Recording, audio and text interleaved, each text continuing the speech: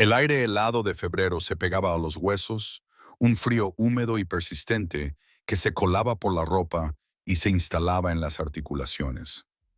Recuerdo ese frío, el mismo que sentía en mi pecho mientras mis nudillos golpeaban la puerta. 3 golpes secos, acompasados. No quería asustar, pero tampoco pasar desapercibido. Era un mensaje claro. Estoy aquí, no me iré. Detrás de la fina cortina beige, porque todo en ese complejo, en un barrio a las afueras de Madrid, era condenadamente beige, podía ver el resplandor azul de un televisor. Oía su murmullo, el bajo zumbido de alguna emisión nocturna, voces hablando de cosas que a nadie dentro de ese piso le importaban. Y el olor a cigarrillos rancios, esa calidad particular que adquiere el aire cuando alguien fuma en interiores con las ventanas selladas. También había un rastro tenue de comida frita, aceite y pan, y algo más, dulce y quemado. Y por debajo de todo, filtrándose por el marco de la puerta como una confesión, el agrio aroma químico de un bourbon barato, no fresco, con horas encima. El olor de un hombre que había estado bebiendo sin parar desde la cena y que ahora operaba en ese particular crepúsculo entre la borrachera y la sobriedad, donde las inhibiciones son bajas y las reacciones impredecibles. El cerrojo giró. La puerta se abrió. Y allí estaba José, alto pero blando, no gordo sino más bien laxo por el alcohol y la inactividad. Tenía el aspecto de alguien que alguna vez fue atlético, pero que ahora subsistía de la memoria de la fuerza, no de su práctica. Hombros anchos que se caían, antebrazos gruesos más de masa que de músculo, y una barriga que se apretaba contra una camiseta descolorida con el logo de algún equipo que seguramente había sido relevante hacía una década. Su rostro era amplio, con el pelo ralo peinado con optimismo hacia un lado, una forma de engañar que no engañaba a nadie. Sus ojos, pequeños, se esforzaban por parecer sobrios. Esos ojos eran la clave, húmedos, ligeramente desenfocados, la mirada de un hombre que ya iba por las 3/4 partes de una botella y que funcionaba con el cuarto restante de su voluntad. Y también eran, lo noté al instante, los ojos de alguien acostumbrado a tener el control que, en ese momento, estaba recalculando su posición.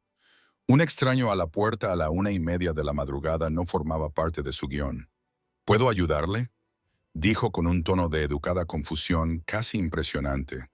Era la voz de un hombre que acababa de ver la tele y al que esta interrupción nocturna le parecía un enigma. Un hombre inocente, el dueño de su casa, molestado por un extraño.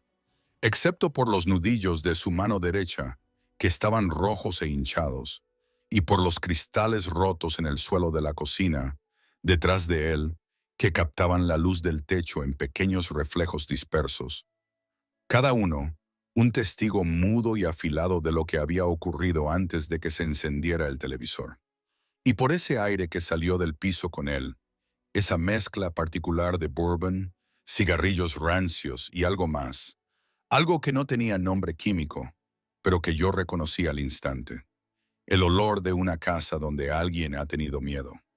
Todo está bien aquí, colega. Se ha equivocado de dirección, colega.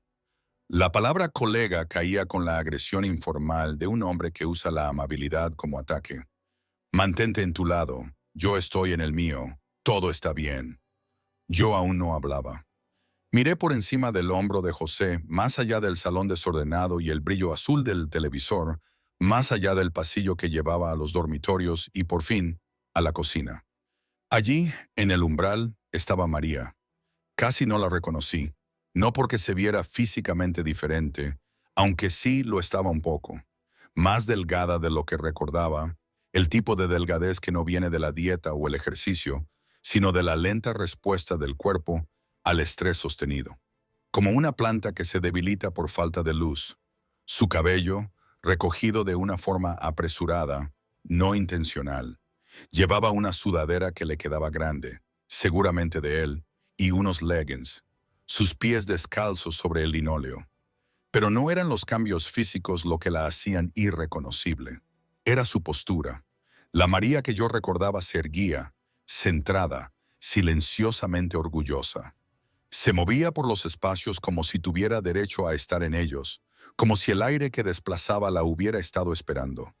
Esta María estaba pegada al marco de la puerta, los hombros encogidos, los brazos cruzados a la altura del estómago. No era un gesto casual, sino una guardia, una postura protectora que decía: lo más importante ahora mismo es hacerme más pequeña. Su ojo izquierdo estaba hinchándose, aún no cerrado del todo, pero en camino. La piel alrededor se oscurecía en tiempo real, la órbita hinchándose con la lenta e inevitable inflamación del tejido dañado. Tenía una marca en el antebrazo, no un corte, sino una marca de agarre, el tipo de moretón que deja el cierre de unos dedos sobre la carne. Miraba al suelo. En los 3 años que trabajó para mí, nunca la vi mirar al suelo. ¿Está ella a salvo? Eso fue todo lo que dije. 3 palabras, dichas en voz baja, nivelada, a nadie en particular y a todos en la habitación. No una demanda, no una acusación. Una pregunta, la pregunta más sencilla posible y por lo tanto la más peligrosa, porque implicaba que la respuesta podría ser no. La pregunta cayó en la habitación como un cuchillo arrojado. El rostro de José cambió. La educada confusión se evaporó como vapor de una superficie caliente. Y lo que la reemplazó fue más rápido, más cruel, más honesto. El rostro de un hombre que sentía que su control sobre la situación se le escapaba y necesitaba recuperarlo de inmediato, como se agarra un volante cuando el coche empieza a derrapar. ¿Quién diablos es usted? Fuera de mi propiedad. Mi mano no se movió. Mi postura, anclada.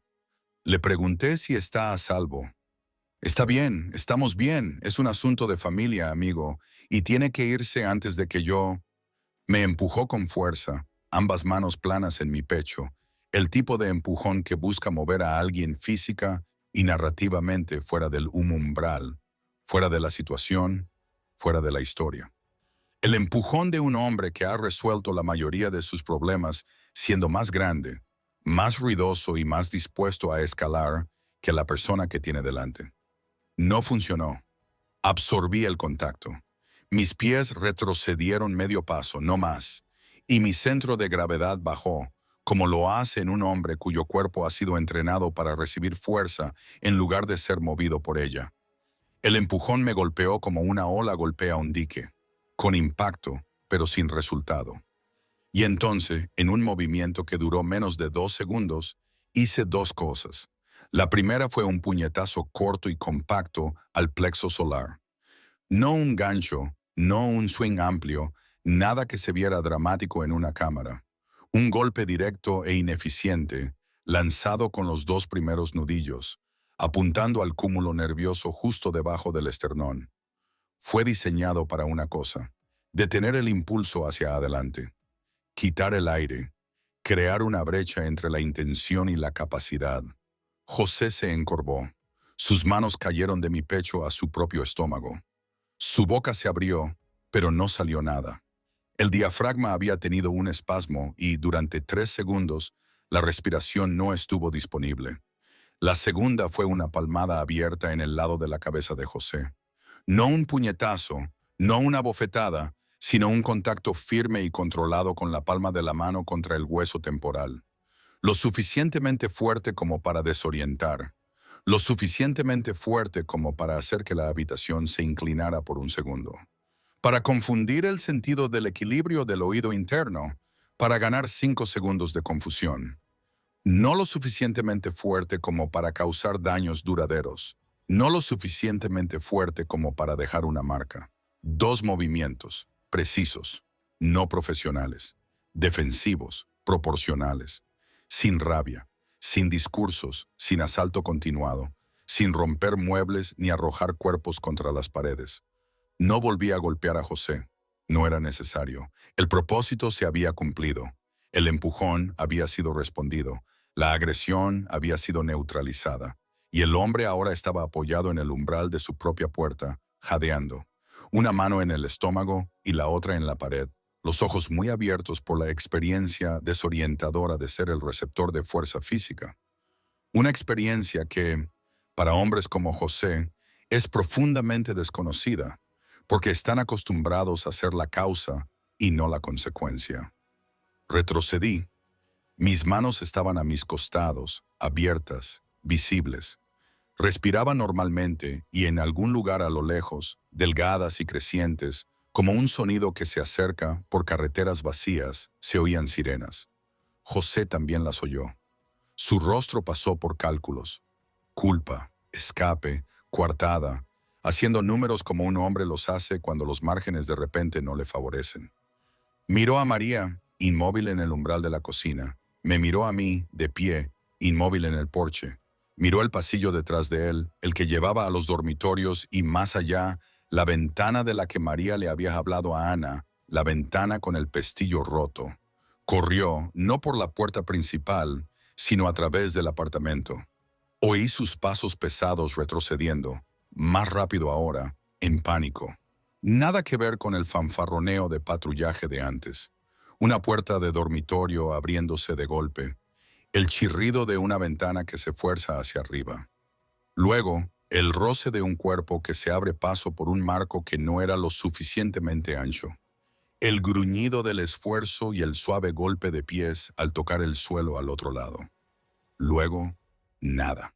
Se había ido. No lo seguí. No estaba allí para perseguir. No estaba allí para castigar, vengar o impartir el tipo de justicia que pertenece a las películas y no a los salones. Estaba allí para interponerme entre una puerta y las personas que estaban detrás de ella. Estaba allí porque una niña había susurrado 5 palabras en un teléfono, y esas palabras habían activado algo en mí que era más antiguo que la estrategia y más profundo que la obligación. ¿Cómo llegué a ese portal en ese momento exacto, con esa urgencia? Pues el detonante fue el teléfono, claro. Sonó a las 12:47 de la madrugada. Número desconocido. Casi no contesto. Es un hábito, no contestar a los números que no reconozco. Años de vida controlada te enseñan que la atención es una moneda y no la gastas en extraños.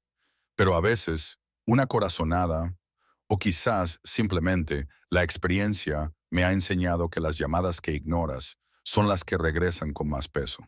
Contesté. Y al otro lado silencio. No era el silencio mecánico de una señal caída o el clic hueco de un telemarketing. Este silencio tenía textura. Respiraba pero temblaba en los bordes. Como una habitación tiembla cuando alguien dentro intenta con todas sus fuerzas no hacer ruido. Había un zumbido bajo, el zumbido de una casa por la noche, de tuberías y electrodomésticos, y la frecuencia particular que pertenece a un edificio donde hay alguien despierto que no debería estarlo. Entonces, una voz, pequeña, apenas más fuerte que una respiración. El tipo de voz que sale de una boca pegada demasiado al teléfono, de alguien que entiende que el volumen es peligroso. ¿Vende azúcar? Mi mano se detuvo. Mi mandíbula se apretó. No de forma visible, no para cualquiera que me estuviera observando, pero en algún lugar profundo de la arquitectura de mi rostro, detrás de la expresión controlada que llevaba como otros hombres, llevaban una armadura. Un muro se levantó y una puerta se abrió al mismo tiempo. Porque esa frase no pertenecía a una niña. Esa frase era una advertencia. Y cuando una niña usa una advertencia destinada a adultos, cuando una voz tan pequeña lleva una frase tan pesada, significa que alguien le enseñó. Significa que alguien la sentó y le dio palabras para usar cuando todo lo demás había fallado. Significa que una madre, en algún momento desesperado y lúcido, decidió que su hija necesitaba una ruta de escape que no requiriera correr. Había creado ese código hacía 7 años. No para operaciones, no para negocios, no para la complicada maquinaria de la vida que había construido en los espacios entre la legalidad y el poder. Para la gente, específicamente, para el pequeño círculo de personas que habían trabajado dentro de mi casa, quienes habían cocinado mis comidas, limpiado mis suelos, organizado mis estanterías. Ellos mantenían la tranquila maquinaria doméstica de mi vida privada funcionando mientras la maquinaria más ruidosa operaba en otros lugares. Pagaba bien, mejor que bien. Pagaba como paga un hombre que entiende que la lealtad no es algo que se pueda exigir, sino algo que se puede merecer. Y los trataba con una formalidad que algunos confundían con frialdad, pero que en realidad era el único tipo de respeto que sabía dar. el respeto de la distancia, de no pretender que el desequilibrio de poder entre empleador y empleado no existía, de nunca hacer que alguien sintiera que su servicio era algo menos que un trabajo digno. Y cuando se iban, porque siempre se iban, como debe ser, nadie debe construir una vida dentro de la casa de otro, les daba algo que ningún paquete de indemnización podía contener. Una frase, algo lo suficientemente simple como para que cualquiera lo recordara, incluso bajo el miedo, incluso en la oscuridad, incluso temblando. Algo lo suficientemente inocente como para decir en presencia de cualquiera, un marido, un extraño, un niño, sin levantar sospechas. Y algo lo suficientemente específico como para que, si esas palabras alguna vez llegaban a mi oído, a través de cualquier teléfono, a cualquier hora, desde cualquier número, yo supiera exactamente lo que significaban. ¿Vende azúcar? 5 palabras. Comunes, olvidables, el tipo de pregunta que podrías oír en una tienda de la esquina o en la puerta de un vecino. Pero en mi mundo, esas 5 palabras significaban: estoy en peligro, no puedo hablar libremente, no tengo a nadie más a quien llamar, y necesito que entiendas todo esto a partir de una frase que no parece nada. Se lo había dado a 4 personas a lo largo de los años. Ricardo, un chofer que había trabajado para mí durante una década antes de retirarse a una casa en los picos de Europa.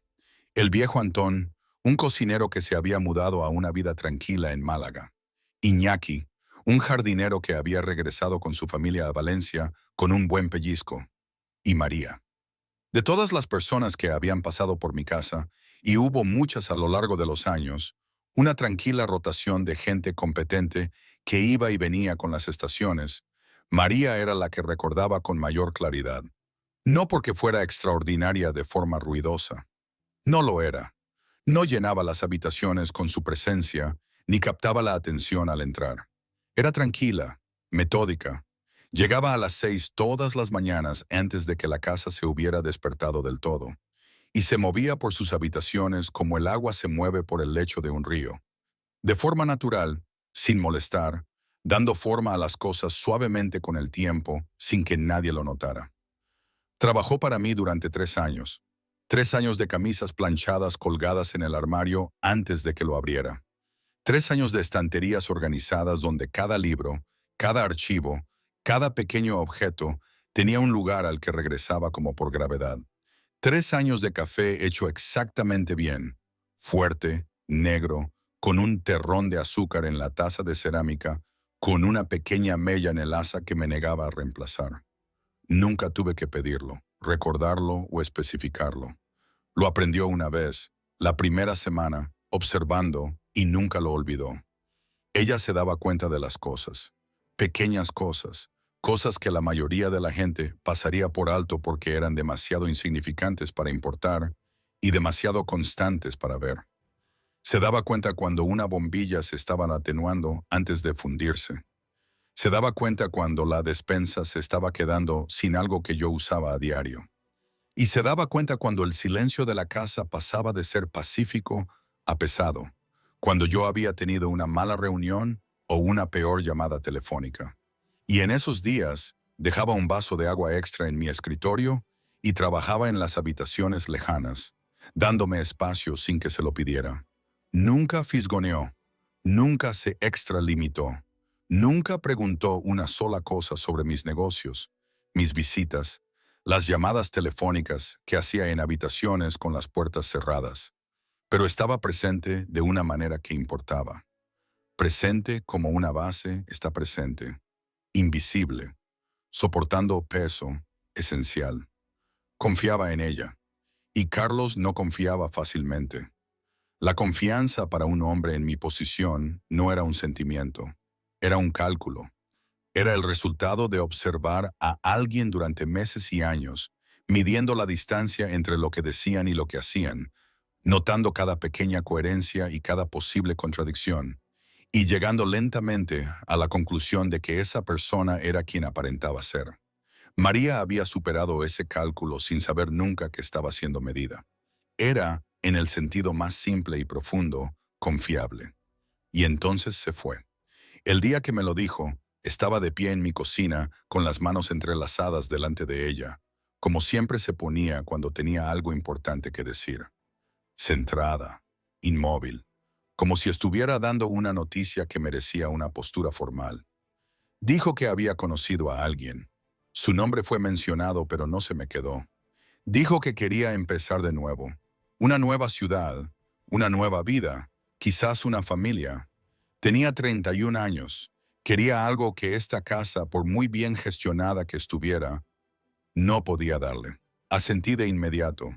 No hice preguntas y no intenté disuadirla. Le di un cheque final generoso, tan generoso que protestó, lo que yo anulé con una mirada. Le di una carta de referencia tan brillante que nunca necesitaría usarla. Y le di el código. Lo dije simplemente, como decía la mayoría de las cosas importantes, sin adornos, sin preámbulos, sin el tipo de relleno emocional que hace que las cosas importantes parezcan menos importantes. Si alguna vez me necesitas para algo, por cualquier razón, a cualquier hora, llamas a este número y dices 5 palabras.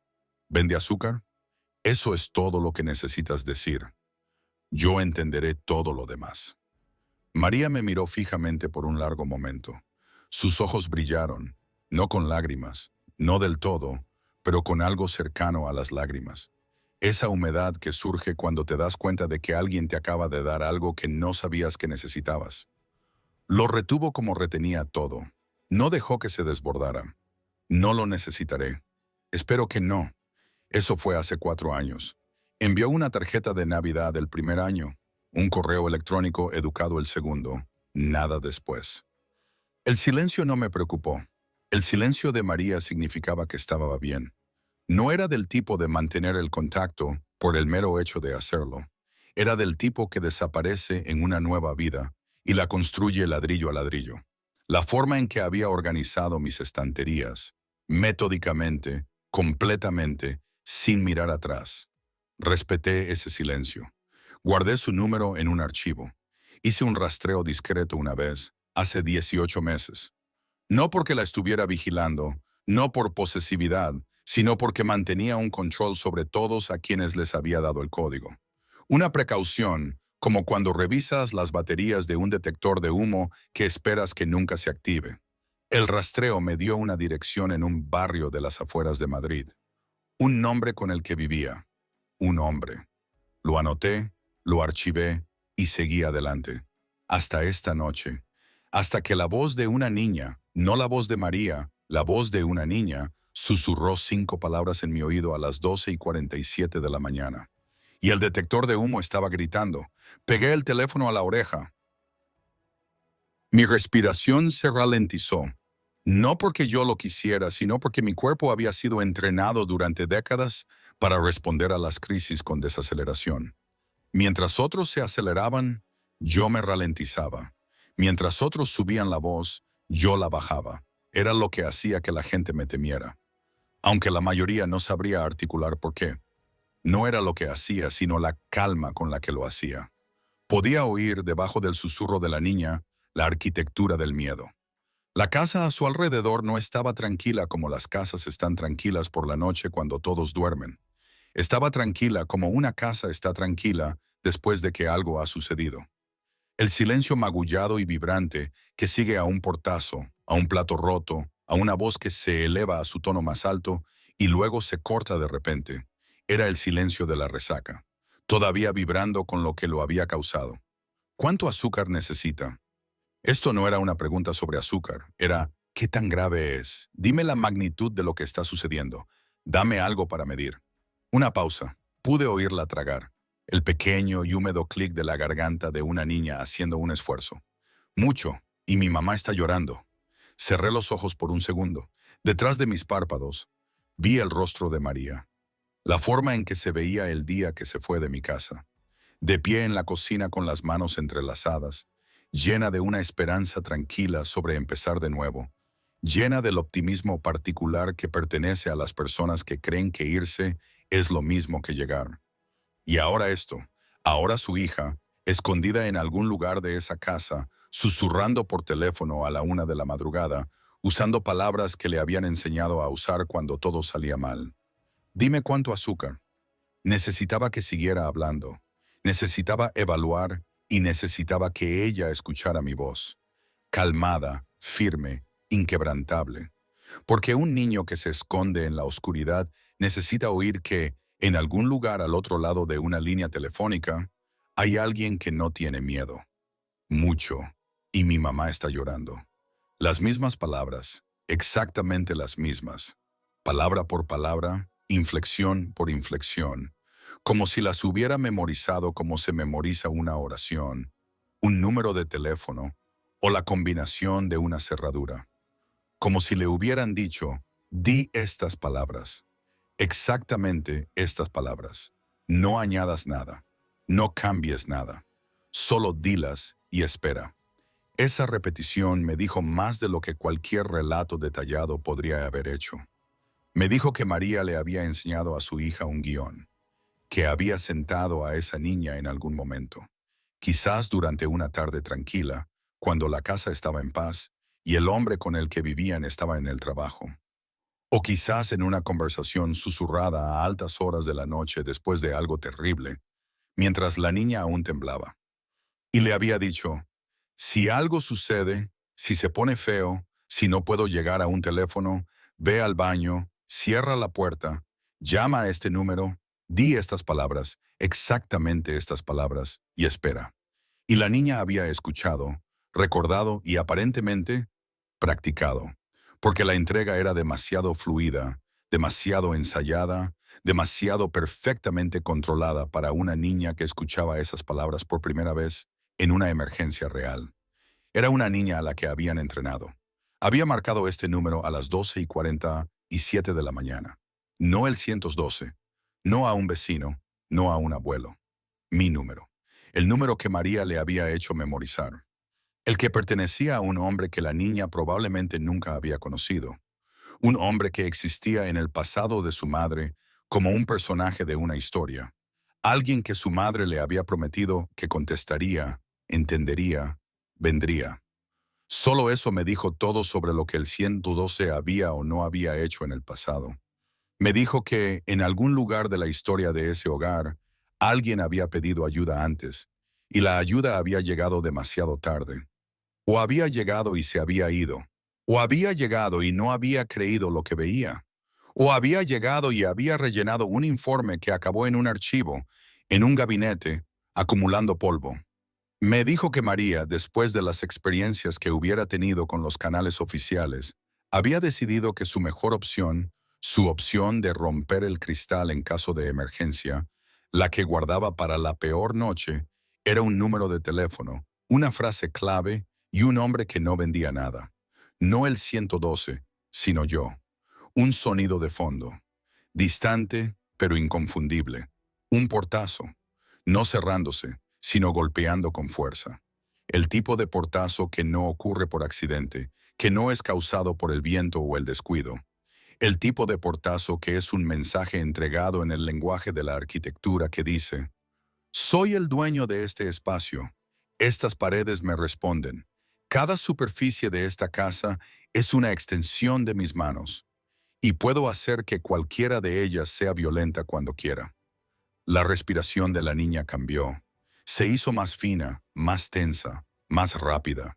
El sonido de unos pulmones tratando de hacerse invisibles. El sonido de un cuerpo que ha aprendido, por repetición, que ser escuchado es peligroso. Que respirar demasiado alto puede atraer los pasos. Que lo más seguro que puede hacer un cuerpo es volverse lo más pequeño y silencioso posible, plegarse en una esquina y reducirse a casi nada. Era el sonido de una niña que había practicado ser invisible. Escúchame, ¿cómo te llamas? Un instante, un pequeño titubeo. Como si la pregunta la sorprendiera, como si se hubiera preparado para recitar sus líneas, pero no para tener una conversación. Ana. El nombre se instaló en mi oído. Ana. Un nombre inusual. El tipo de nombre que una madre le da a una hija cuando quiere que lleve algo hermoso, aunque con un significado más profundo de lo que dice. Un nombre que suena a terciopelo y sombra, y la suave piel oscura de algo pequeño y superviviente. Ana, lo estás haciendo muy bien. Necesito que escuches.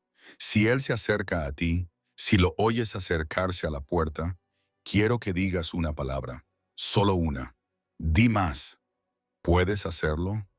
Sí. Su voz era firme, no valiente. Esa era la palabra equivocada.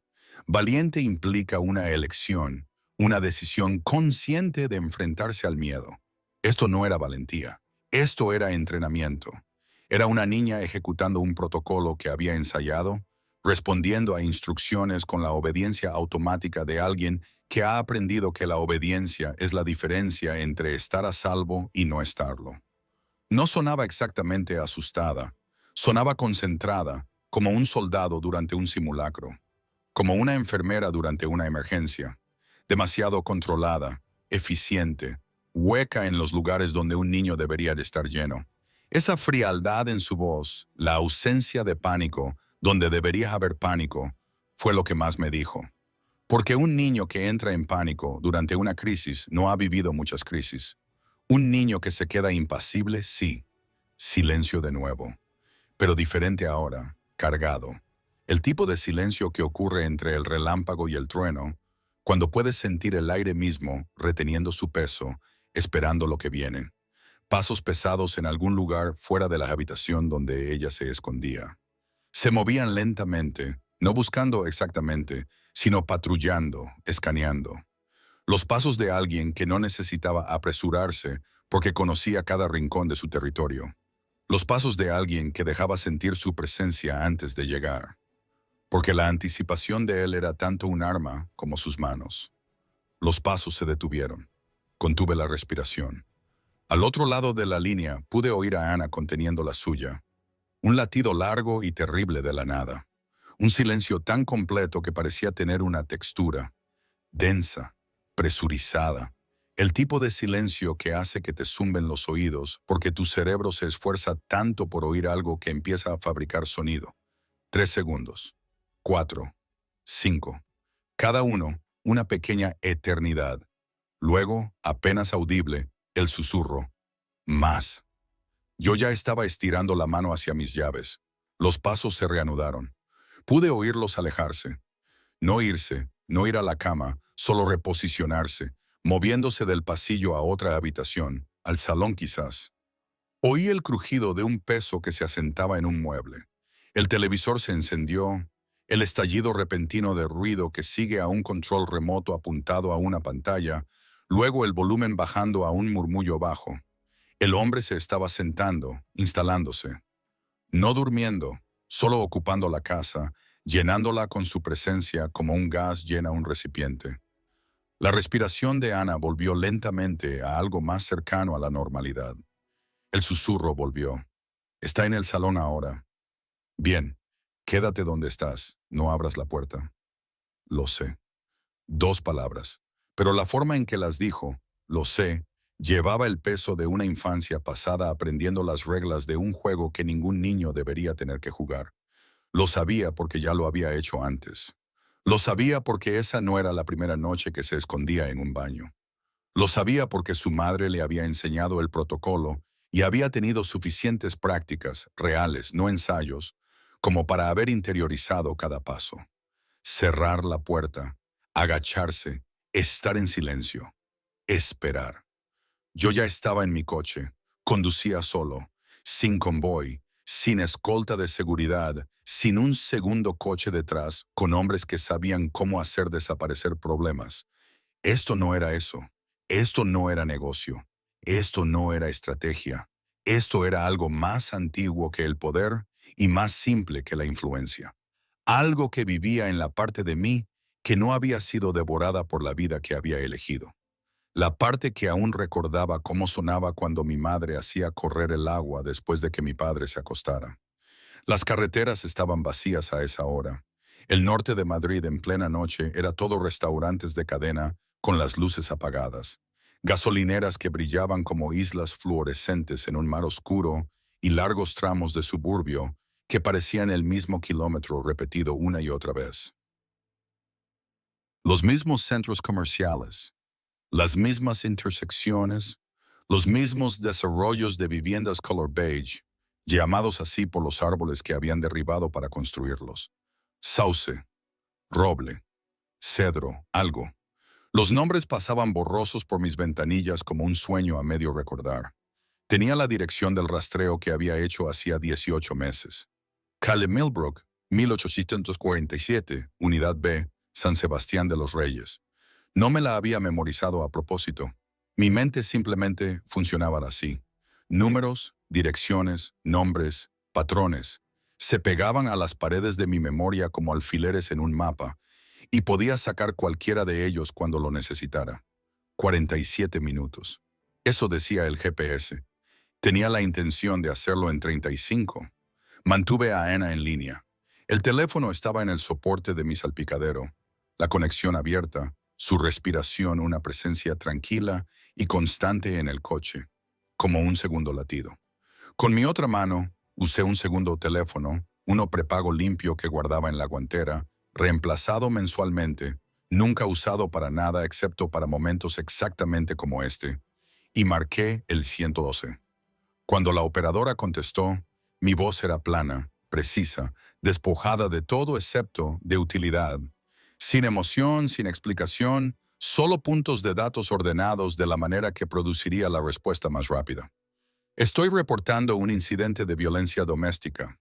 La dirección es Calle Millbrook, 1827, Unidad B, San Sebastián de los Reyes, Madrid. Hay una mujer siendo agredida. Un menor está presente en la casa. El niño está escondido y en contacto conmigo por teléfono. El agresor es un hombre adulto, probablemente intoxicado. Puedo oír que la situación está en curso.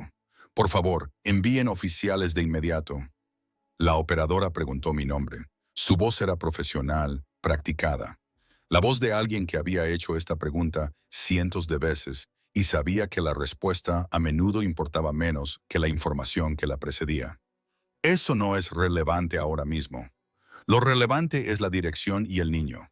Ella todavía está en línea conmigo. Envíen a alguien. Colgué antes de que pudieran presionar más. La llamada ya estaba registrada. Existía en un sistema. Tenía un registro de tiempo, una grabación, un número de caso que se generaría automáticamente. Eso importaba. Ese era el primer ladrillo en un muro de documentación que se construiría en los próximos días.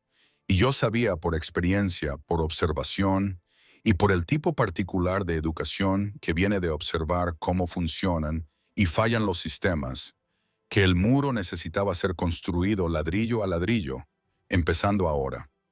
Volviendo a la línea principal, la respiración de Ana se había normalizado ligeramente. La crisis inmediata había pasado.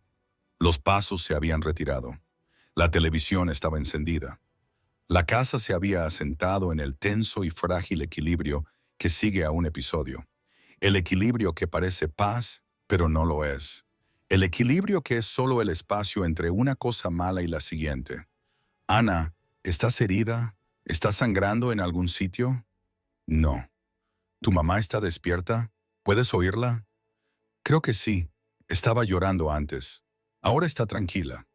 ¿Tranquila? Esa palabra se asentó en mi pecho como una piedra caída en agua quieta, enviando ondas en todas direcciones. Tranquila podía significar muchas cosas. La quietud después de la violencia podía significar agotamiento, disociación, shock, inconsciencia. Tranquila podía significar una mujer sentada en el suelo del baño mirando una pared, su mente temporalmente desconectada de lo que su cuerpo acababa de experimentar. O podía significar algo peor. ¿Puedes oírla? Aunque sea un poco. Una pausa. Ana estaba escuchando. Casi podía verla agachada en el suelo del baño, probablemente cerca de la puerta, con la oreja inclinada hacia el hueco entre la puerta y el azulejo, esforzándose por clasificar los sonidos de la casa en categorías. Sonidos seguros y sonidos peligrosos. Está en la cocina. Oigo el agua correr. Ella hace eso. Corre el agua después. Corre el agua después. 6 palabras, y cada una aterrizó como un golpe. Mis manos se apretaron en el volante. No por ira. Todavía no. Por reconocimiento. Y yo sabía lo que significaba el agua corriendo. Significaba estar de pie en un fregadero con el grifo a tope, presionando un paño húmedo contra un rostro hinchado. Significaba lavar la sangre de las manos, del labio o de la encimera de la cocina, antes de que tu hijo pudiera verla por la mañana. Significaba crear un muro de ruido blanco entre tú y el mundo. Una barrera de sonido de agua que ahogaba el llanto, que cubría la acústica específica de una mujer tratando de recomponerse en una cocina donde los cristales rotos aún no habían sido barridos. Lo sabía porque mi madre también hacía correr el agua. Otra casa, otra década, otro hombre haciendo el daño. Misma agua, mismo fregadero, mismo sonido. El sonido de una mujer borrando pruebas, no para la policía, no para los tribunales, sino para su propio hijo. Y el sonido de una madre tratando de reconstruir la ilusión de que todo estaba bien antes de que su hijo se despertara y viera la verdad escrita en su rostro. Ese sonido estaba en mi sangre. Fue el primer sonido que recordé de la infancia. No una nana, no un cuento, sino el agua corriendo a las 2 de la madrugada. Y la voz de mi madre ahogada y ronca, diciéndose a sí misma, «Estás bien, estás bien, estás bien». «Ana, ¿hay otra salida de la casa? ¿Una puerta trasera? ¿Una salida lateral?» «Hay una puerta corredera en la cocina, pero él le puso una barra, de esas de metal. Dijo que era para los ladrones». No era para los ladrones, ambos lo sabíamos. Incluso Ana, a su edad, parecía entender la mentira incrustada en esa barra. La forma en que ciertos tipos de seguridad apuntan hacia adentro, no hacia afuera. La forma en que un candado en una puerta puede ser protección o prisión, dependiendo de en qué lado estés. ¿Ventanas? La ventana del dormitorio de mi mamá no cierra bien. Me lo dijo una vez. Dijo que el pestillo está roto y que se puede abrir desde fuera. Se lo dijo una vez, no casualmente. No como una queja sobre el mantenimiento deficiente del piso. Se lo dijo como se le dice a un niño dónde están las salidas de incendio. Se lo dijo porque María estaba trazando los mapas de escape de su propia casa, como un prisionero tras un patio, y estaba compartiendo ese mapa con la única persona en la que confiaba completamente, su hija de 8 años. Cada nuevo detalle era un capítulo en una historia que yo estaba reconstruyendo en tiempo real. Un hombre que bloquea la puerta trasera y lo llama seguridad. Una mujer que comprueba qué ventanas no cierran y se lo dice a su hija. Una niña que ha memorizado un número de teléfono y una frase clave y un conjunto de instrucciones que equivalen a cuando se ponga lo suficientemente feo, ejecuta este protocolo y alguien vendrá. Esto no era un hogar teniendo una mala noche. Esto no era una pareja que discutió, se dejó llevar y se disculparía el uno con el otro con café por la mañana. Esto era un hogar que había estado teniendo malas noches durante mucho tiempo, semanas, meses, quizás años, y esta noche era la noche en que la infraestructura de supervivencia finalmente tuvo que activarse. Ana, sí, tu mamá, ella te dio este número. Sí. ¿Cuándo? Una larga pausa, no vacilación, algo más profundo y triste. La pausa de una niña decidiendo cuánta verdad liberar, cuánta de la arquitectura privada de su familia exponer a la voz de un extraño en un teléfono. Estaba pensando, y no en si mentir. Ya había superado eso. Estaba pensando qué verdades eran suyas para contar y cuáles pertenecían a su madre. Hace un tiempo, después de la vez que rompió el plato en la pared, dijo que si alguna vez se ponía muy feo y ella no podía llegar al teléfono, yo debía ir al baño, cerrar la puerta y llamar a este número. Me hizo repetir las palabras. Me hizo practicar. Practicamos 3 veces. Ella me hizo practicar. Dejé que esas 4 palabras se quedaran en el coche conmigo como un pasajero. No hablé durante 10 segundos completos. La autopista se desenrollaba delante de mí, vacía e indiferente, sus marcas de carril pasando como un metrónomo que cuenta algo. Y pensé en María, sentada en algún momento tranquilo y robado con su hija, ensayando un salvavidas. No un discurso sobre seguridad, no una instrucción vaga para pedir ayuda. Un simulacro específico, ensayado, repetible. El tipo que funciona bajo estrés porque no requiere pensar, solo recordar. Como se hacen simulacros de incendio en las escuelas. Como los soldados ensayan protocolos de evacuación. Como los asistentes de vuelo practican procedimientos de emergencia. No porque esperen que el avión se estrelle, sino porque, si lo hace, el cuerpo necesita saber qué hacer cuando la mente deja de funcionar. María había convertido a su hija en una primera respondedora dentro de su propia casa. Esa frase, ella me hizo practicar, fue la frase más devastadora que había escuchado en mucho tiempo. No porque fuera dramática, porque no lo era, porque era tranquila, práctica y directa, pronunciada con la voz firme de una niña que entendía, sin que nadie se lo dijera explícitamente, que la práctica era necesaria porque la emergencia no era hipotética, era inevitable.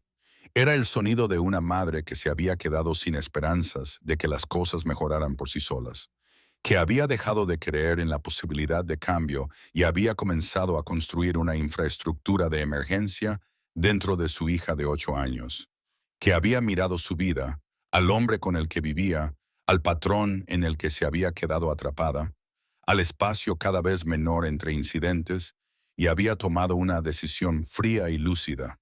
No puedo detener lo que está sucediendo, pero puedo preparar a mi hija para que lo sobreviva. Tu mamá te enseñó bien. Lo dije con voz tranquila, controlada, como todo lo que decía. Pero mis nudillos estaban blancos en el volante y mi mandíbula apretada de una manera que habría hecho retroceder a cualquiera de mis asociados. Y pensé en María, la mujer que solía organizar mis estanterías por color, porque, decía, le ayudaba a pensar. La mujer que dejaba un vaso de agua en mi escritorio cada mañana sin que se lo pidiera, que se daba cuenta cuando una bombilla se estaba atenuando, que se movía por mi casa con la tranquila competencia de alguien que entendía que el cuidado no se trata de grandes gestos, sino de aparecer de forma constante y hacer bien las pequeñas cosas. La mujer que hacía 4 años había estado de pie en mi cocina, llena de esperanza por empezar de nuevo, con las manos entrelazadas y los ojos brillantes, y ahora estaba haciendo correr el agua sobre su rostro a la 1 de la madrugada mientras su hija se escondía en un baño y susurraba códigos en un teléfono prestado. Esto era en lo que se había convertido empezar de nuevo. Ver a María en esa situación, tan desdibujada, me hizo pensar en la fragilidad de las decisiones. ¿Quién soy yo para juzgar? Yo, que he construido mi vida en la oscuridad, en los márgenes de lo permitido, ¿quién soy yo para hablar de empezar de nuevo o de lo que significa la seguridad? La gente cree que hay líneas claras, límites, un bien y un mal inmutables. Pero no es así. La realidad es un borrón de tonos grises, una negociación constante con lo posible. Y a veces, lo posible es terrible. ¿Se puede realmente escapar de un patrón? ¿O solo se cambia el escenario? No lo sé, realmente no lo sé. Pero había hecho una promesa, una que iba más allá de un contrato de trabajo o un sueldo. Una promesa a una mujer que, por un tiempo, había traído un cierto orden a mi caos. Y las promesas para mí no se rompían. Nunca. Así que, sin más preámbulos, volvamos a la historia. El GPS marcó 12 minutos. Pisé el acelerador. María seguía inmóvil, aún pegada al marco de la puerta de la cocina, con la mirada en el suelo. Sus manos temblaban, un temblor fino y continuo como el de una cuerda pulsada que no ha dejado de vibrar. Pero el resto de su cuerpo estaba muy, muy quieto. El tipo de quietud que no proviene de la calma, sino de la decisión del cuerpo de dejar de procesar información hasta que reciba una señal de que el peligro ha pasado. La respuesta de congelación, el antiguo programa mamífero que dice, no te muevas, no llames la atención, no existas. No me acerqué a ella, no la toqué, no crucé el umbral del apartamento. Me quedé en el marco de la puerta, el mismo que José había llenado hacía unos instantes con agresión y alcohol, y hablé suavemente. María, soy yo. Ella levantó la vista. Y por un momento, solo un momento, lo que dura un latido, el espacio entre una respiración y la siguiente, su rostro se quebró. No en lágrimas, no en sollozos, no en ninguna de las expresiones dramáticas de dolor que parecen reales en las películas. Se quebró como se rompe una máscara, una grieta que recorre la superficie cuidadosamente mantenida, revelando lo crudo, lo desprotegido que había debajo. Su rostro se quebró en reconocimiento.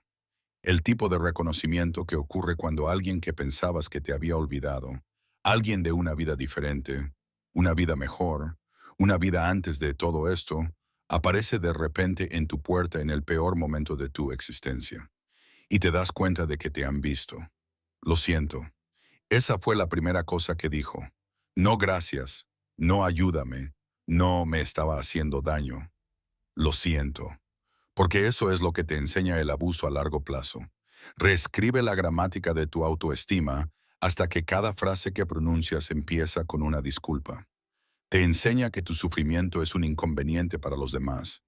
Te enseña que pedir ayuda es una carga que estás infligiendo. Te enseña a pedir disculpas por sangrar. No tienes nada de qué disculparte. Ella empezó a hablar de nuevo, a explicar, a contextualizar, a narrar una versión de los hechos en la que todo esto era un malentendido, en la que José solo estaba estresado, en la que ella lo había provocado, en la que el ojo hinchado, la marca de agarre y los cristales rotos en el suelo de la cocina eran de alguna manera culpa suya. Pero un pequeño sonido la detuvo. Una puerta abriéndose. No una puerta que se cierra de golpe. Una puerta cuidadosa. Una puerta que se abría como se abren las puertas cuando la persona que está detrás ha estado escuchando, midiendo, esperando el momento adecuado. La puerta del baño se abrió lentamente desde dentro. El cerrojo giró con un pequeño clic que era, a su manera, uno de los sonidos más valientes de ese apartamento. Y Ana salió. Era pequeña, más pequeña de lo que había imaginado por su voz. Su voz había sonado más madura, más serena, la voz de alguien que llevaba más peso del que su figura sugería. Tenía el cabello oscuro como María, el mismo casi negro que captaba la luz y la retenía. Ojos grandes, con el borde rojo, pero secos. Había llorado antes, pero ahora no lloraba. Las lágrimas habían hecho su trabajo y se habían guardado, como se guardan las herramientas cuando el trabajo está hecho. Llevaba un pijama con pequeñas estrellas. El tipo de pijama que pertenece a una infancia normal, a la hora de dormir con cuentos y luces nocturnas, y la suposición de que la oscuridad es segura. Llevaba un teléfono. El viejo teléfono de María, me di cuenta, uno de reserva, probablemente guardado en un cajón o debajo de un colchón o donde quiera que una madre esconde el equipo de emergencia que reza para que su hijo nunca necesite. Ana me miró.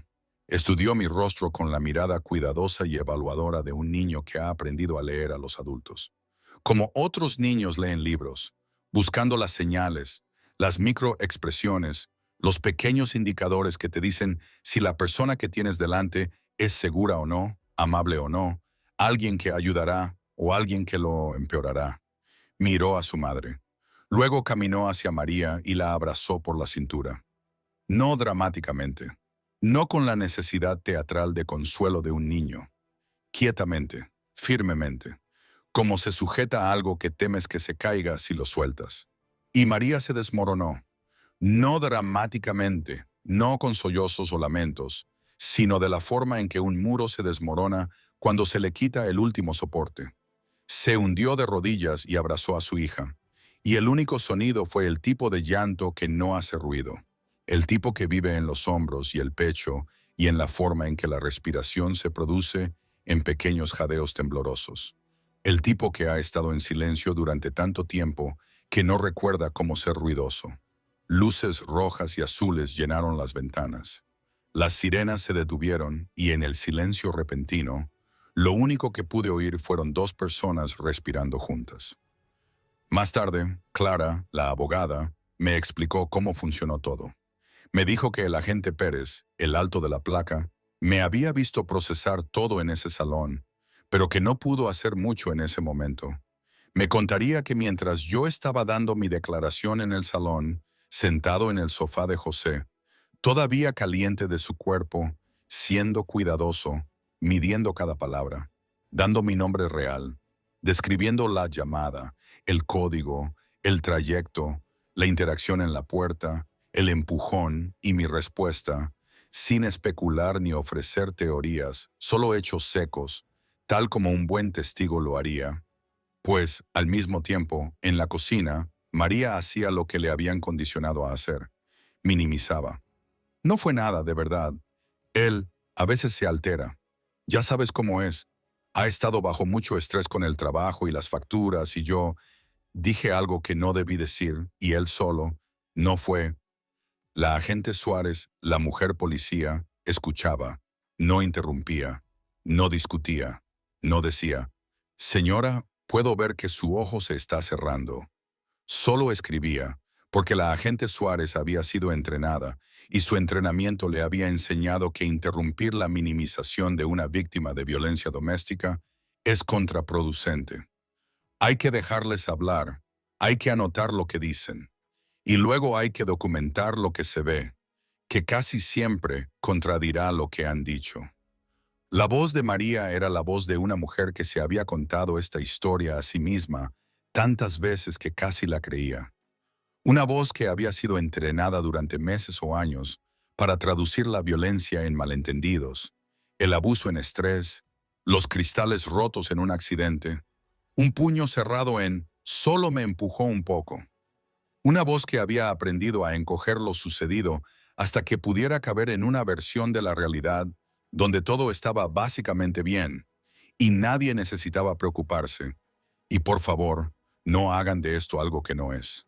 No quiso hacerlo. Y entonces Ana habló.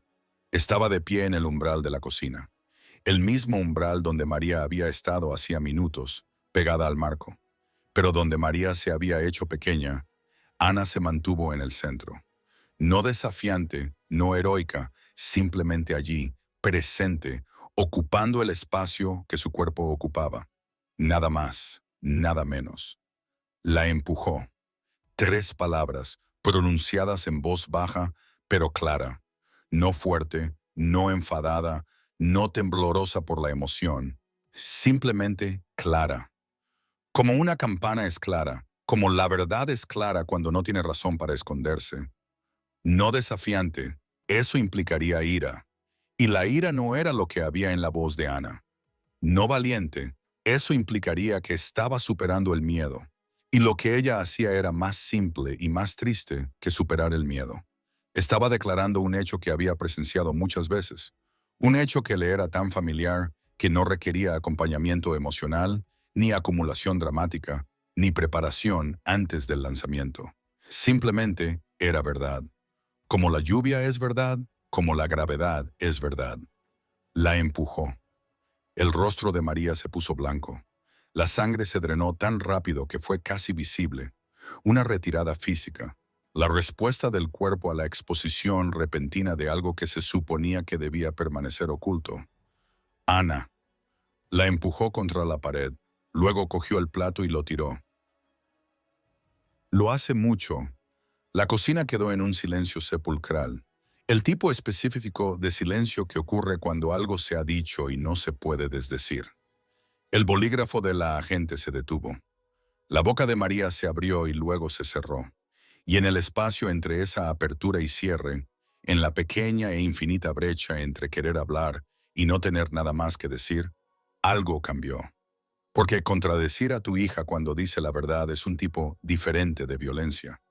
Y María, en ese momento, de pie en su cocina a las 2 de la madrugada, con un ojo hinchándose, cristales rotos en el suelo, una oficial de policía con un bolígrafo y su hija de 8 años en el umbral con la claridad devastadora de un niño que ha visto demasiado, María había terminado con la violencia, con toda ella, de todo tipo. Cerró los ojos, asintió. La agente Suárez revisó el sistema. Tardó menos de 5 minutos. 2 llamadas previas a esa dirección, ambas codificadas como altercado doméstico. Ambas veces los oficiales habían respondido. Ambas veces María se había negado a presentar cargos. Ambas veces los oficiales habían anotado en sus informes signos visibles de altercado físico, enrojecimiento en el rostro, una marca en el brazo, desorden en el hogar. Pero sin víctima cooperativa, sin declaración, sin cargos presentados. Los informes existían en el sistema como fósiles, evidencia de algo que había sucedido, preservada pero inerte. Un patrón. No dramático, no escalando de una manera que acaparara titulares o activara alarmas automáticas. Solo la lenta y agotadora repetición de un hogar donde las cosas se rompían regularmente y se limpiaban antes de la mañana. Donde la policía venía y se iba, y venía y se iba, y la puerta se cerraba tras ellos cada vez, y el silencio regresaba y el ciclo continuaba. La oficial lo anotó en su informe. Fotografió el ojo de María, ahora completamente hinchado, la piel alrededor apretándose y oscureciéndose con la lenta inevitabilidad de un moretón que encuentra su color final. Fotografió los moretones en su antebrazo, la marca de agarre, las 5 impresiones con forma de dedo en un color morado que aún no había florecido del todo. Fotografió los cristales rotos en el suelo de la cocina. Fotografió la barra en la puerta corredera. Fotografió una abolladura en la pared de pladur que María dijo que siempre había estado ahí y que la oficial documentó sin comentario. Cada fotografía era una frase en un argumento legal que comenzaba a construirse. Cada imagen era un ladrillo en un muro de evidencia que, en los días venideros, se convertiría en algo que José no podría explicar, desmentir o manipular con encanto. María se sentó a la mesa de su cocina y respondió preguntas sobre su propia vida, como si estuviera leyendo el expediente de otra persona. Había una frialdad en su voz ahora, no la frialdad de minimizar, no la cuidadosa construcción de una narrativa falsa, una frialdad diferente. La frialdad de alguien que acaba de darse cuenta de que lo que ha estado ocultando, lo que ha estado gastando una enorme energía en mantener en privado, en gestionar, en contener, ahora es visible, está escrito, fotografiado, archivado. Ya no era privado. Y en algún lugar de ese extraño y terrible espacio entre la vergüenza y el alivio, un espacio que solo las personas que han pasado por esto entienden, un espacio donde la exposición se siente como fracaso y libertad al mismo tiempo, soltó un aliento que había estado conteniendo durante mucho tiempo. Las 72 horas siguientes transcurrieron con el ritmo particular de la burocracia. Lento cuando lo necesitabas, rápido y implacable una vez que comenzaba, y exasperantemente indiferente a la urgencia humana subyacente. No me quedé en el apartamento.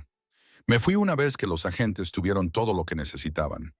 Una vez que se tomaron las declaraciones y se hicieron las fotografías. Una vez que el proceso estaba en marcha y mi presencia había pasado de ser necesaria a complicada.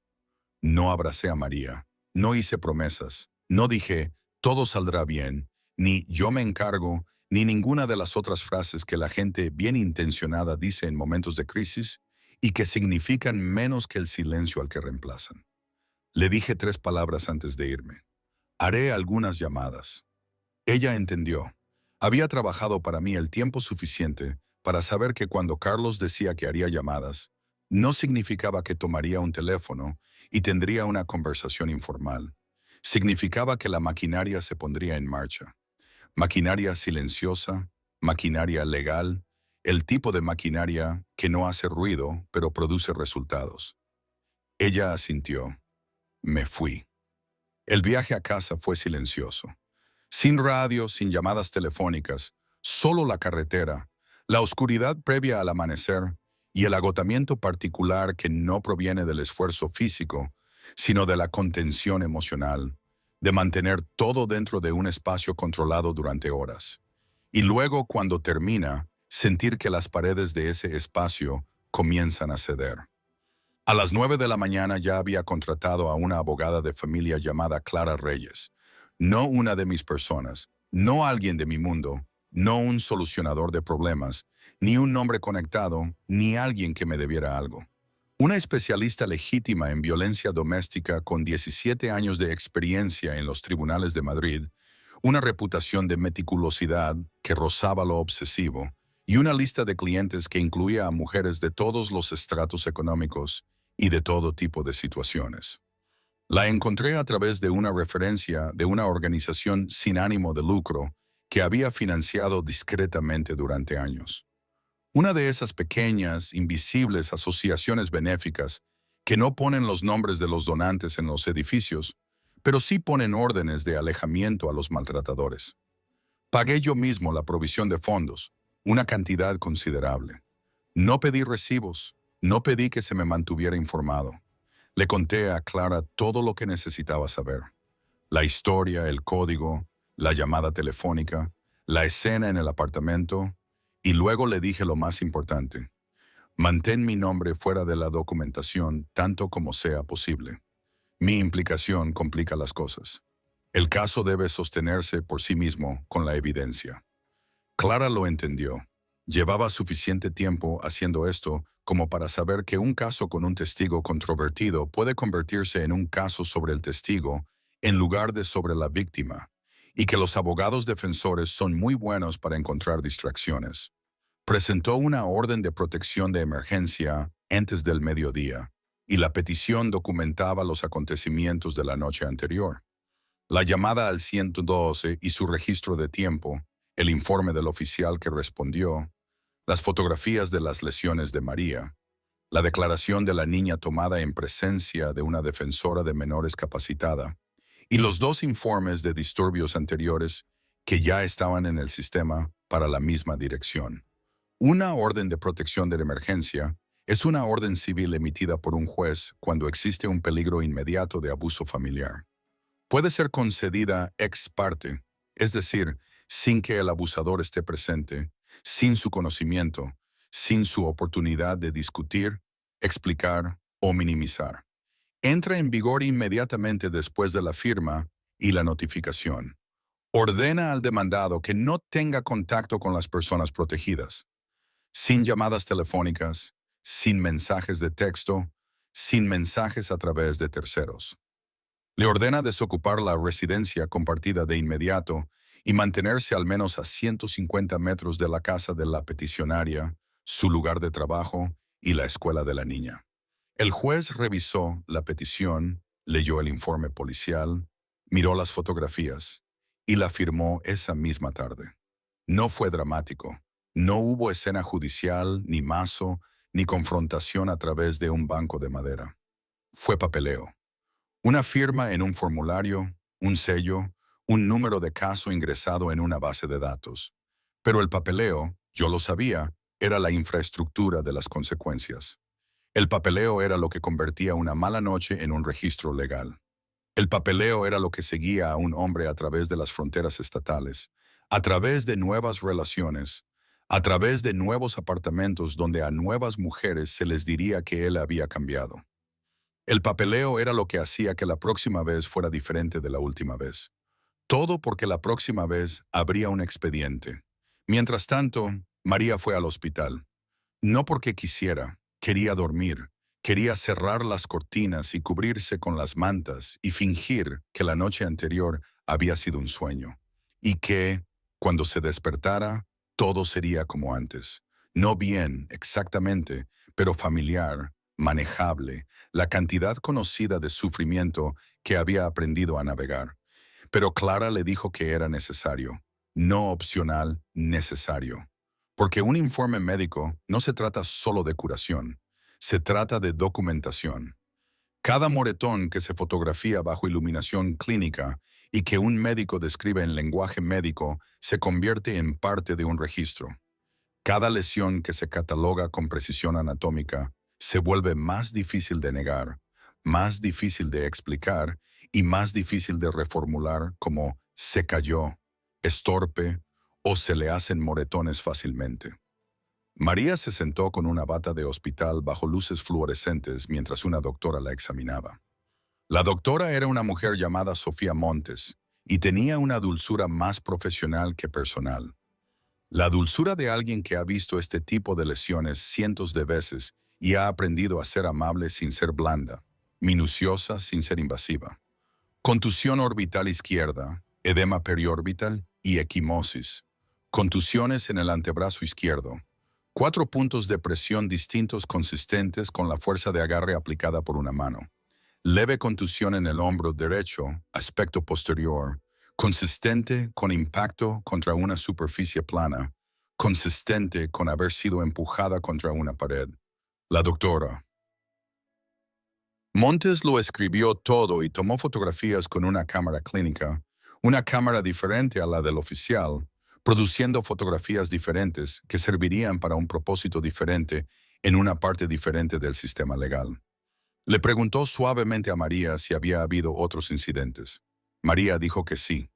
La doctora preguntó cuántos. María dijo que había perdido la cuenta. Esa respuesta también fue al informe. 4 palabras. He perdido la cuenta. Eso tenía más peso diagnóstico que cualquier descripción de lesión individual. Porque cuando un paciente ha perdido la cuenta de cuántas veces ha sido herido por la persona con la que vive, el problema no es un incidente. El problema es una condición. Y las condiciones requieren intervención. No visité el hospital. No visité el apartamento de María. No envié flores, ni comida, ni ninguno de los gestos que habrían sido naturales y amables y también, en el contexto de un caso legal pendiente, potencialmente problemáticos. Me mantuve en segundo plano. Entendí, con la claridad de un hombre que ha pasado su vida entendiendo sistemas, que mi presencia, mi nombre, mi reputación podrían complicar las cosas de maneras que finalmente dañarían a María en lugar de ayudarla. Un abogado defensor podría argumentar coacción. Un juez podría cuestionar los motivos.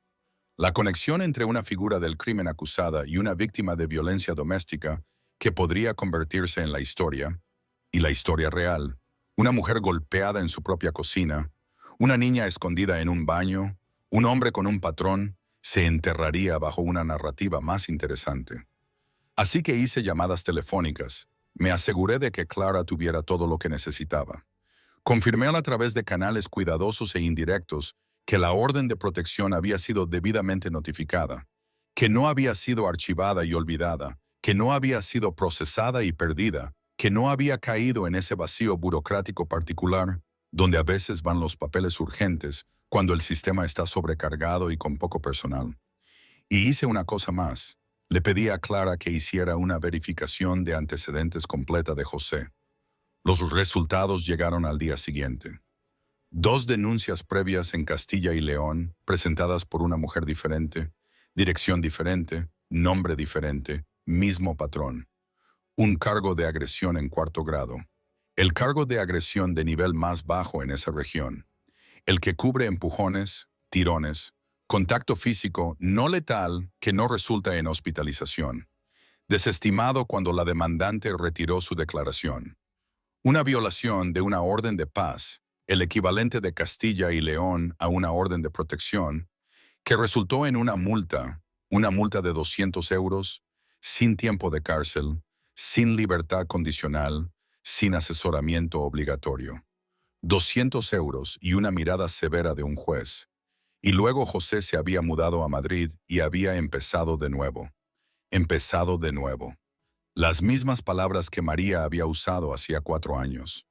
Leí el informe en mi oficina. Lo dejé sobre mi escritorio. Miré por la ventana durante un largo rato. Al horizonte no le importaba. A la ciudad no le importaba. Al sistema que había permitido que José se librara de un patrón de abuso con una multa de 200 euros, no le importaba. José no era un monstruo, era algo peor. Era un patrón que se movía de región en región, de mujer en mujer, dejando el mismo daño en diferentes códigos postales. Protegido por el simple hecho burocrático de que las comunidades no se comunican entre sí tan bien como deberían.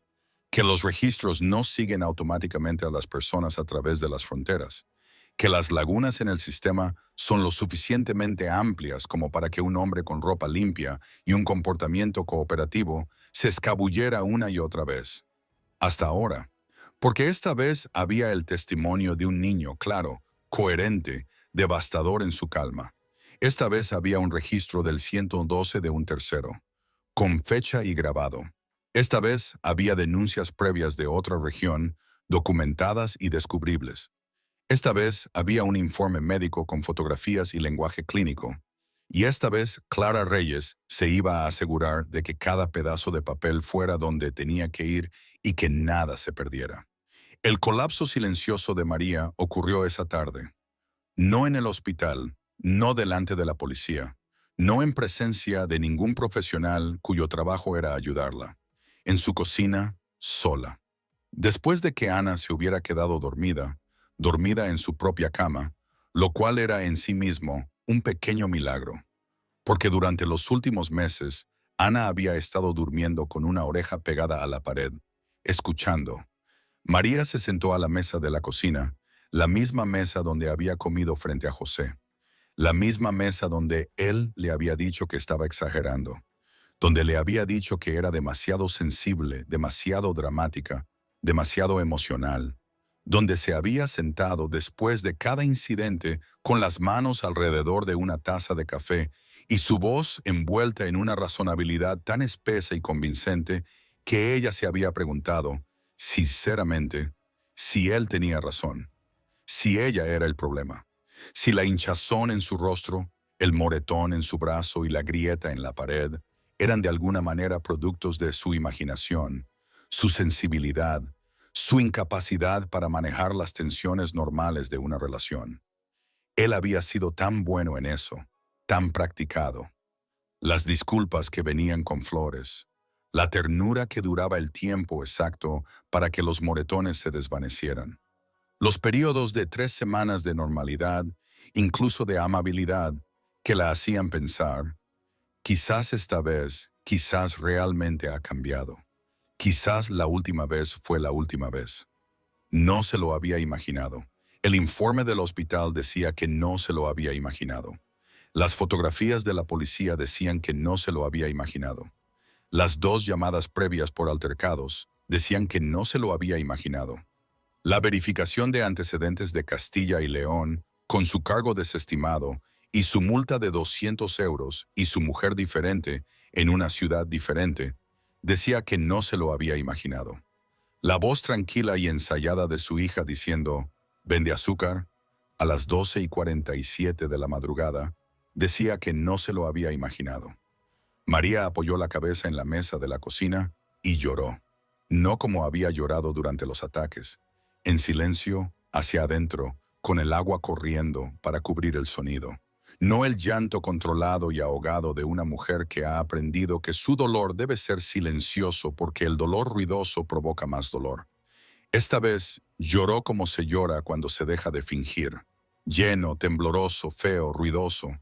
Sus hombros se sacudían y su respiración venía en jadeos irregulares, y sus lágrimas formaron un pequeño círculo húmedo en la superficie de la mesa y no las limpió.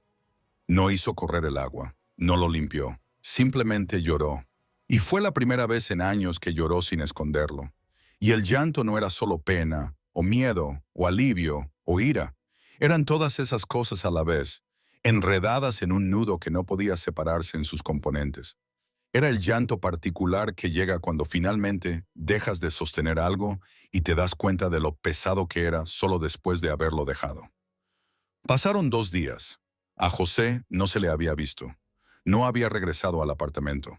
La orden de protección de emergencia, notificada en su última dirección conocida y entregada a su empleador por un agente judicial, dejaba claros los términos.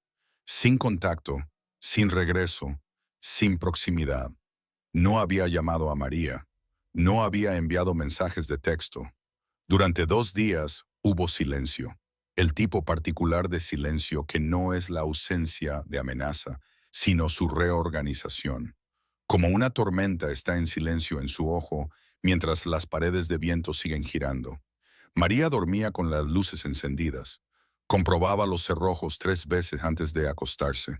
Mantenía su teléfono cargado, visible y al alcance en todo momento, como un soldado mantiene un arma al alcance. Incluso en el campamento, incluso cuando la lucha teóricamente ha terminado. Comprobaba a Ana cada hora durante la noche. No porque creyera que José vendría, sino porque su cuerpo no sabía que no lo haría. Luego, al tercer día, a las 6:15 de la tarde, un vecino de 2 puertas más abajo, un anciano llamado Don Alfredo, que había estado observando el aparcamiento desde su ventana, como hacen los hombres mayores en los complejos de apartamentos, llamó al 112 para informar de un hombre golpeando la puerta de la unidad B en la calle Millbrook 1847. Cuando la policía llegó, 8 minutos después, porque alguien había marcado la dirección en el sistema y el tiempo de respuesta para las direcciones marcadas es más rápido, José ya estaba dentro. No había derribado la puerta. No la había pateado ni forzado una ventana, ni se había arrastrado por el pestillo roto del dormitorio. María la había abierto. Había oído su voz, la voz suave, la voz razonable, la voz de cariño, déjame explicarte. Y ella había abierto la puerta. Porque eso es lo que hace el condicionamiento. Eso es lo que la gente que nunca ha estado en relaciones abusivas no entiende. Lo que les hace decir, ¿por qué no se fue o por qué lo dejó entrar? El condicionamiento no responde a la lógica, responde a un patrón. Y el patrón profundamente arraigado durante años en el sistema nervioso de María, decía que las consecuencias de no abrir la puerta eran peores que las consecuencias de abrirla, que una puerta cerrada significaba una escalada, que una puerta cerrada con llave significaba ira, que la versión más segura de José era la que se sentía en control, y una puerta cerrada con llave le hacía sentir fuera de control. Así que la abrió. Él estaba de pie en el salón cuando llegaron los agentes. No estaba siendo violento, no estaba gritando, ni lanzando cosas, ni haciendo ninguna de las cosas visibles y procesables que habrían simplificado esto. Estaba hablando, explicando, usando la voz que usaba cuando quería sonar razonable. La voz mesurada, casi suave, que decía, «Cariño, vamos a hablar de esto». La voz que encuadraba el control como preocupación y la posesión como amor, y a un hombre que aparecía en violación de una orden judicial como un gesto romántico. Estaba diciendo que había cambiado. Estaba diciendo que todo había sido un malentendido. Estaba diciendo que el tipo que apareció esa noche, yo, aunque no sabía mi nombre, era la verdadera amenaza. ¿Y no veía ella eso? ¿No veía que un extraño peligroso había entrado en su casa y lo había atacado? ¿Que la policía se había equivocado? ¿Que si ella llamaba al abogado y retiraba la orden, podrían arreglarlo porque eran una familia, y las familias arreglan las cosas? Estaba reescribiendo la historia allí mismo en el salón, con las manos abiertas y la voz suave y sus ojos haciendo lo que hacían. Esa cosa que para alguien que no lo conociera parecía sinceridad. Estaba reconstruyendo la narrativa donde él era la víctima y todos los demás eran los villanos, donde el sistema lo perseguía, donde la orden de protección era una injusticia, donde lo único razonable y amoroso que María podía hacer era hacer que todo desapareciera. Los agentes llamaron. José abrió la puerta. Su rostro cambió, complaciente, cooperativo, el rostro de un hombre que no tiene nada que ocultar y no puede entender por qué alguien pensaría lo contrario. Agentes, no hay problema aquí. Solo estoy hablando con mi novia. Todo está bien. El agente era Pérez de nuevo, el mismo agente de hacía 2 noches, lo cual era una coincidencia o el resultado de la dirección marcada, pidió ver la orden de protección. María la sacó de la encimera de la cocina, donde la había mantenido visible, quizás como un talismán y quizás como un recordatorio de que esta vez se suponía que iba a ser diferente. Pérez la leyó, miró a José. Señor, ¿es consciente de que existe una orden de protección de emergencia activa que le prohíbe estar en esta dirección o tener contacto con esta persona? Mire, todo es un malentendido. Ella es mi... Señor, ¿es consciente de la orden? El rostro de José volvió a cambiar. La máscara complaciente se deslizó. Lo que había debajo, lo que siempre había debajo, debajo de la voz suave y las manos abiertas y el «cariño, déjame explicarte», estaba el cálculo, la rápida matemática animal de un hombre acostumbrado a encontrar el ángulo, la ventaja, las palabras que harían que una situación saliera a su manera. Esto es ridículo. Ella me dejó entrar. Pregúntele a ella. Ella me dejó entrar. El agente no le preguntó porque no importaba. Una orden de protección no es un acuerdo mutuo, no es un contrato entre dos partes que pueda modificarse por consentimiento verbal. Es una orden judicial emitida por un magistrado y ejecutable por ley. La obligación del demandado de cumplir no depende del comportamiento de la peticionaria. Incluso si María le hubiera llamado ella misma, incluso si le hubiera enviado una invitación escrita grabada en papel de oro y entregada a mano por un mensajero, su presencia en ese apartamento a menos de 150 metros de María o Ana era una violación criminal de una orden judicial. La ley no negocia. Y esa noche, la ley no se fue. Señor, dé la vuelta. Está usted arrestado por violación de una orden de protección de emergencia bajo el artículo 16.1, 253.2 del Código de Madrid. Las esposas se colocaron. No bruscamente, no suavemente, de manera procesal, el clic metálico de una esposa cerrándose y luego la otra. El movimiento practicado de las manos tiradas hacia atrás y las muñecas alineadas y el metal encontrándose con la piel. El agente Pérez leyó los cargos. Su voz era plana, profesional, recitando un lenguaje que había recitado antes y que recitaría de nuevo. Un lenguaje que no significaba nada para él, y todo para las personas en la habitación. El rostro de José pasó por una última transformación, de la incredulidad a la furia a algo que pareció por un segundo miedo, miedo real, el miedo de un hombre que ha pasado años operando en un mundo donde él era lo más grande de la habitación y que ahora se da cuenta de que la habitación se ha vuelto mucho, mucho más grande. Miró a María una última vez. La mirada pretendía hacer lo que sus miradas siempre habían hecho: retenerla, atarla, comunicar sin palabras el mensaje que había sido el fundamento de su relación.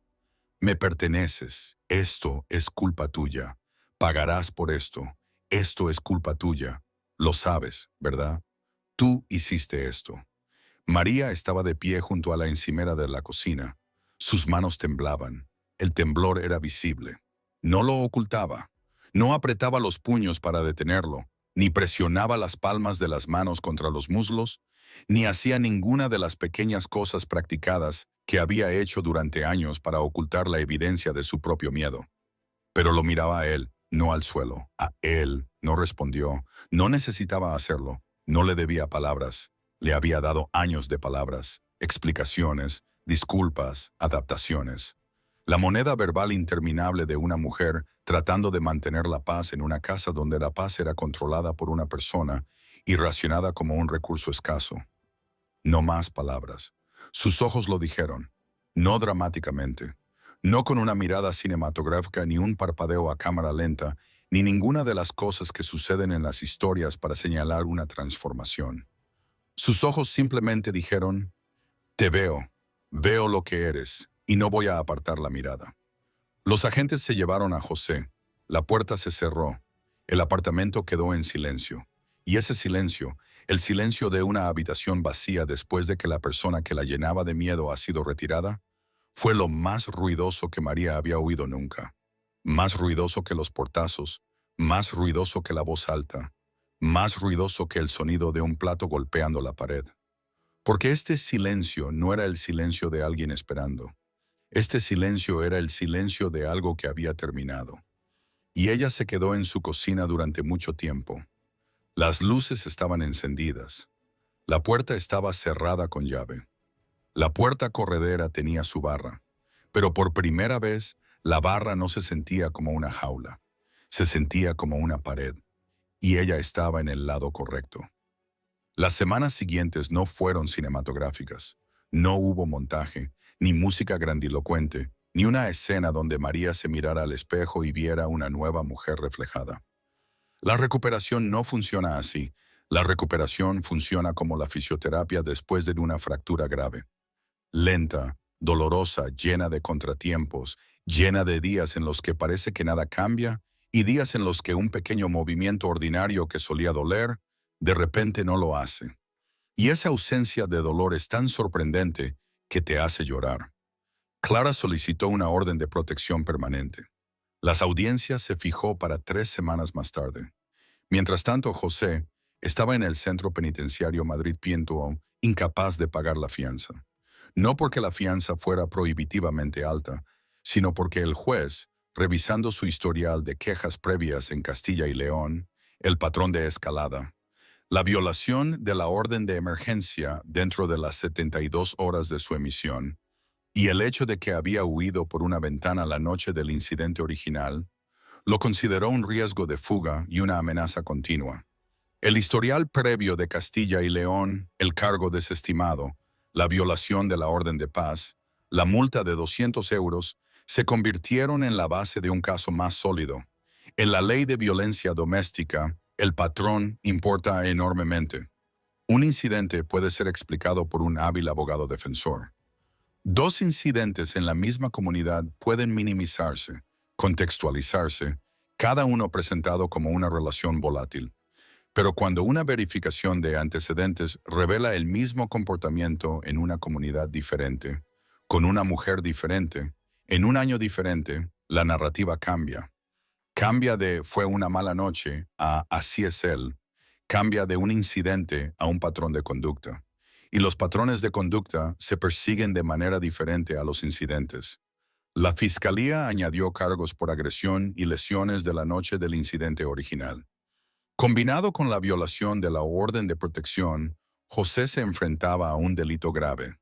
No por mi influencia, no por llamadas telefónicas hechas desde oficinas con sillones de cuero, no porque alguien moviera hilos o ejerciera presión o pidiera un favor, sino porque el sistema, cuando tiene suficiente documentación, suficientes informes policiales, suficientes informes médicos, suficientes fotografías, suficientes declaraciones de testigos, suficiente historial previo, hace lo que está diseñado para hacer. Lenta, imperfectamente, con retrasos frustrantes y una burocracia exasperante. Pero lo hace. El sistema funcionó no porque fuera perfecto, sino porque la agente Suárez con su bolígrafo, el agente Pérez con su informe, la doctora Montes con su cámara, Clara con sus solicitudes, el viejo don Alfredo con su llamada al 112 desde la ventana, le dio lo que necesitaba. María aceptó el apoyo de un centro de acogida, no un refugio en sí mismo. Se quedó en su apartamento, que ahora era legalmente suyo bajo la orden de protección, pero recibió los servicios que la acompañaban.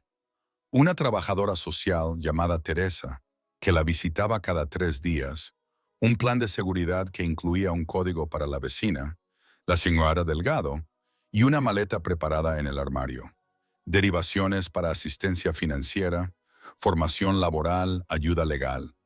Y comenzó terapia.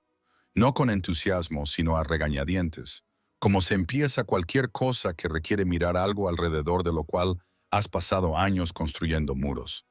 La terapeuta, una mujer llamada doctora Elena Batista, que sonaba a nombre inventado pero no lo era, tenía una consulta con luces suaves y demasiadas plantas y una cualidad de silencio que era en sí misma terapéutica. El silencio en la consulta de la doctora Batista no era el silencio de una casa donde alguien estaba enfadado. Era el silencio de una habitación donde nada necesitaba ser escondido. La primera sesión, María pasó 20 minutos disculpándose por llegar tarde. No lo estaba, por quitarle el tiempo a la terapeuta. Era el trabajo de la terapeuta, por no estar peor de lo que estaba. Hay mujeres que lo tienen mucho más difícil que yo. Por llorar, no lo hizo, pero se disculpó preventivamente por si acaso. La doctora Batista escuchó todo aquello. Luego dijo, disculparse, eso es lo primero en lo que trabajaremos. Ana también comenzó terapia. Una psicóloga infantil llamada doctora Victoria Campos, especializada en niños expuestos a violencia doméstica, y que tenía una consulta llena de materiales de arte, bandejas de arena y juegos que eran, de formas que los niños no percibían, herramientas de diagnóstico disfrazadas de juego. En su primera sesión, Ana dibujó un cuadro de su apartamento. Usó rotuladores, con cuidado, con precisión, las líneas rectas, las habitaciones proporcionadas. Dibujó la cocina pequeña, dibujó el salón pequeño, dibujó su dormitorio pequeño, dibujó el baño muy grande, mucho más grande de lo que era en la vida real. Ocupaba casi la mitad de la página. Cuando la doctora Campos le preguntó por qué el baño era tan grande, Ana miró el dibujo durante un largo rato y luego dijo, porque es la habitación segura. 4 palabras. Y en esas 4 palabras estaba toda la geografía de una infancia pasada cartografiando la seguridad.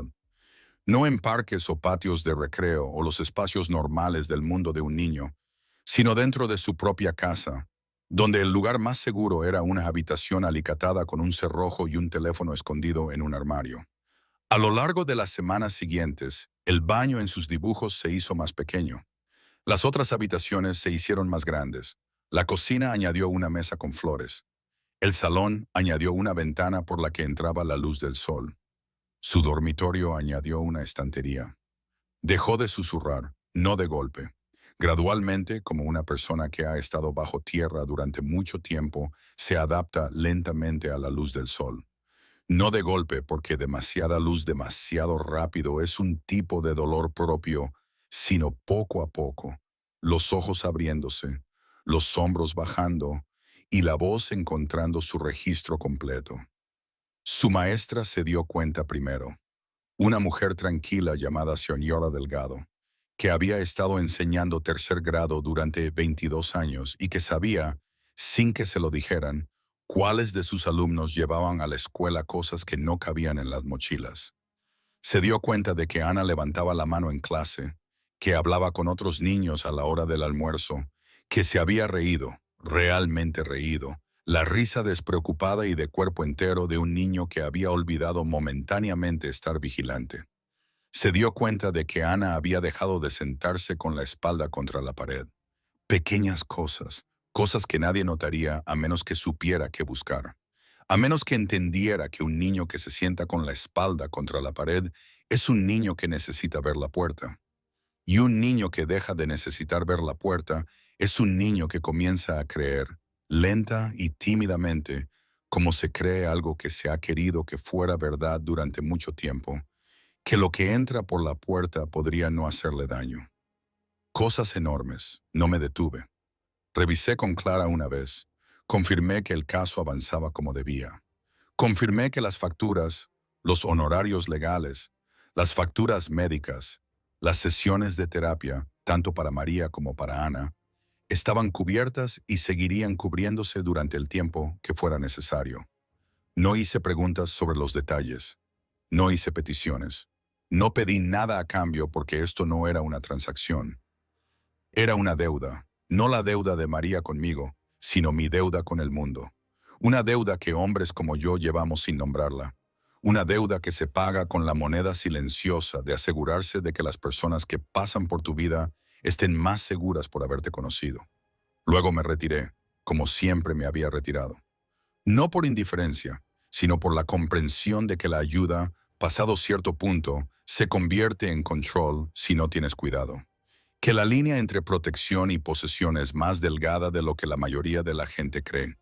Que lo mejor que un hombre poderoso puede hacer por una persona vulnerable es resolver el problema y luego irse, para que la recuperación de esa persona le pertenezca a ella y no a él. Yo no era un salvador.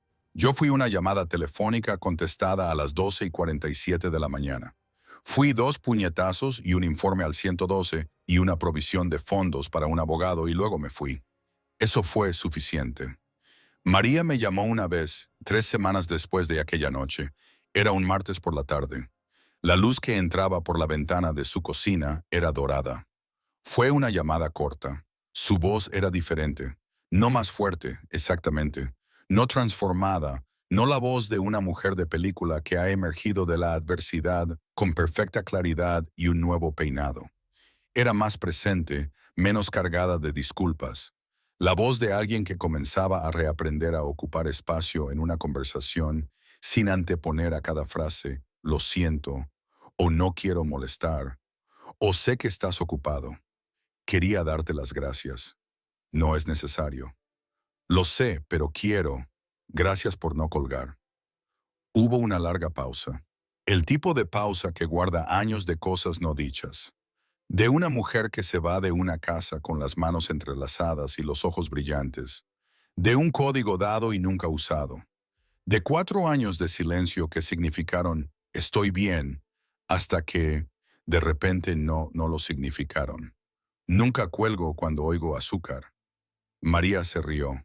Fue una risa pequeña, frágil, desacostumbrada, un poco áspera en los bordes, como suena la bisagra de una puerta cuando abres una puerta que no se ha abierto en mucho tiempo. Pero fue real, fue suya, y fue, a su manera pequeña e imperfecta, uno de los sonidos más hermosos que había oído en mucho tiempo. María, sí, el código sigue funcionando. Siempre lo hará, para ti y para Ana. Pero espero, realmente espero, que nunca lo necesites de nuevo. Yo también. Colgó. Dejé el teléfono. Y eso fue todo. No hubo una escena final dramática, ni un momento prolongado, ni una última mirada al otro lado de un aparcamiento o un asentimiento significativo, o ninguna de las cosas que las historias hacen para que los finales se sientan completos. Solo una llamada telefónica que terminaba con dos personas volviendo a sus vidas separadas. Una conexión que existía no como una relación, sino como una red de seguridad, invisible, que soportaba el peso, y que era mejor cuando nunca se necesitaba. Y hoy no sé. A veces pienso que fue lo mejor que pudo pasarme, que fue una extraña forma de cerrar un círculo que no sabía que estaba abierto. Otras, me pregunto si hice lo correcto, si mi intervención fue realmente la mejor opción o solo la que yo entendía. ¿Hay realmente un final feliz en historias como estas? No lo creo. Hay momentos de paz, sí, de respiro. Hay la promesa de un mañana diferente. Pero las cicatrices, las lecciones aprendidas en la oscuridad, esas se quedan. Quizás eso es todo lo que la vida ofrece. No un destino perfecto, sino un viaje continuo. Y el mío, como el de María y Ana, sigue adelante, con sus luces y sus sombras, pero al menos ahora con un poco más de aire para respirar.